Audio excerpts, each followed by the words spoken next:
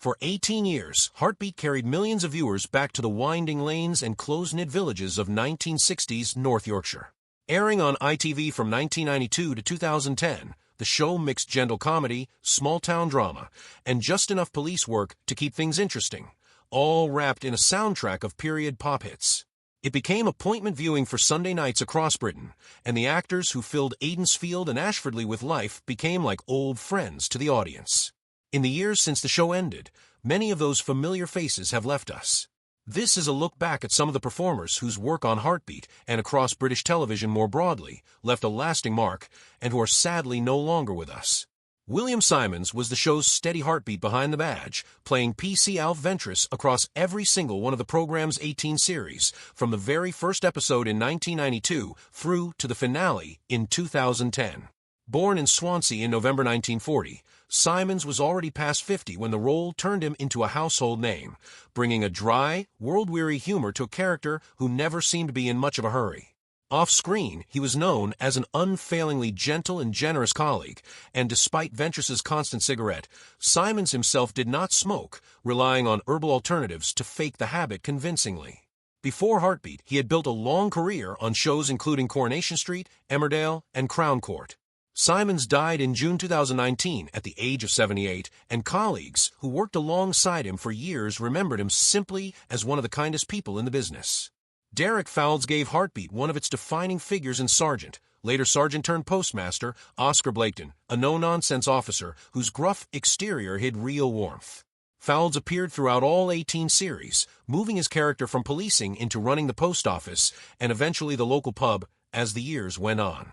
He had already made his name as civil servant Bernard Woolley in the political sitcoms Yes Minister and Yes, Prime Minister, and earlier still as a regular face on The Basil Brush Show.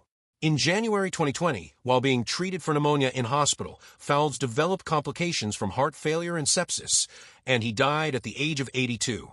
He was remembered as a performer who could switch effortlessly between comedy and quiet authority. Bill Maynard brought a scruffy, scheming charm to Claude Jeremiah Greengrass, the local poacher and small-time chancer whose get-rich-quick plans rarely ended well. Maynard, born Walter Williams in Surrey in 1928, had already spent decades in show business by the time he joined Heartbeat at its launch, with credits stretching back to the 1950s and including the sitcom Oh No, It's Selwyn Froggatt, and several carry-on films.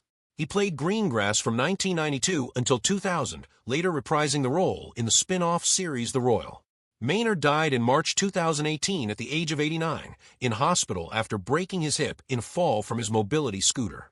Friends and former co-stars described him as a colorful, warm presence who never lost his enthusiasm for performing, even in his final years. Peter Benson spent all 18 series of Heartbeat as Bernie Scripps, the local undertaker and garage owner whose harebrained business ventures, often undertaken with Greengrass, provided some of the show's most memorable comic moments. Benson's career ranged well beyond Aidensfield. He had played Henry VII in the BBC comedy Blackadder and took the title role in a television adaptation of Shakespeare's Henry VI. He died in September 2018 at the age of 75 after a short illness. A former co-star recalled him as endlessly funny to work with, and as someone who was talented, kind, and gentle in equal measure. Geoffrey Hughes joined Heartbeat partway through its run as Vernon Scripps, Bernie's equally scheme-prone brother, a role he played across several series in the 2000s. Hughes was already famous long before Heartbeat, having spent years as bin man Eddie Yates in Coronation Street and later voicing Paul McCartney in the animated film Yellow Submarine. He was diagnosed with prostate cancer in 1996 and continued working for years afterward, eventually succumbing to the illness in 2012 at the age of 68. He was remembered as one of British television's most versatile and well-liked character actors. Frank Middlemass brought quiet authority to Dr. Alex Ferrenby, the village doctor who appeared in around 20 episodes during the show's earliest series in 1992 and 1993. Middlemass was already an established stage and screen performer by then, having spent years with the Royal Shakespeare Company and later becoming familiar to audiences as Rocky Hardcastle in the sitcom As Time Goes By. He also had the distinction of being the final actor to voice Dan Archer on the long-running radio serial The Archers. Middlemass died in September 2006 at his home in Northwood, London, at the age of 87. Sam Kelly, a familiar face from the classic sitcoms Porridge and Allo Allo, made a memorable guest appearance in Heartbeat in 2004, playing Harry Hawkswell in an episode built around a village dispute. Kelly had spent decades building a reputation as one of Britain's most reliable character actors, equally at home in comedy and drama, and had recently performed in the West End production of Wicked before ill health forced him to step back. He died in June 2014 at the age of 70, after what his agent described as a long illness bravely fought. Tributes flooded in from former colleagues who remembered him as a modest, warm, and endlessly talented performer.